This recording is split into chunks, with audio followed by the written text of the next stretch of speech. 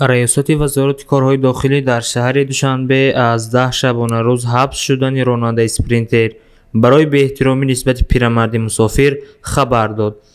ёдовар мешавем, ки санаи 6 августи соли ҷорӣ дар як қатор шабакаҳои иҷтимоӣ доир ба муносибати дағалона бо мусофирон ва бо суръати баланд идора намудани воситаи нақлиёт аз ҷониби ронандаи автомошини тамғаи Мерседес Спринтер рақамҳои қайди давлатиаш 0654 AB07 изҳори назар шуд.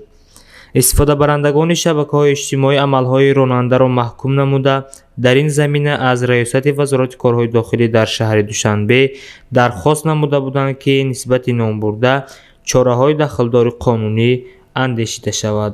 ахиран раёсати вазорати корҳои дохилӣ дар шаҳри Душанбе хабар дод, ки дар натиҷаи пешбурди як қатор чорабиниҳои оперативии ҷустуҷӯӣ муайян карда шудааст, ки ронандаи автомошини тамғаи Мерседес Спринтер рақамҳои қайди давлатиаш 0654 AB07 Шаҳрванд Ғоибов Наҷибулло Раҳматуллоевич, соли таваллудаш 20 соли 1997, истиқоматкунандаи ноҳияи Восе мебошад. ваҷҳҳои дар муроҷиат зикр гардида пурра мавриди санҷиш қарор дода шуда исботи худро ёфтаанд.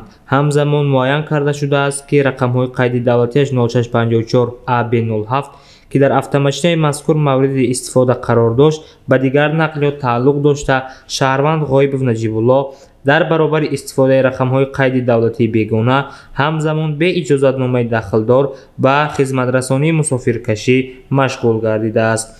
бо назардошти ҳолати мазкур, нисбати Ғоибов Наҷибулло барои идораи воситаи нақлиёт бо рақамҳои қайди давлатии бегона тибқи талаботи моддаи 313 ва барои беиҷозатнома ба мусофиркашонӣ машғул гардидан тибқи талаботи моддаи 510 Кодекси ҳуқуқвайронкунии маъмурии ҷумҳурии Тоҷикистон протокол тартиб дода шуд. ҳамзамон дар асоси қарори суди ноҳияи Фирдавсӣ барои беэҳтиромӣ нисбат ба мусофирон ҳабси маъмурӣ ба муҳлати 10 шабона рӯз татбиқ карда шуд, меафзояд манбаъ.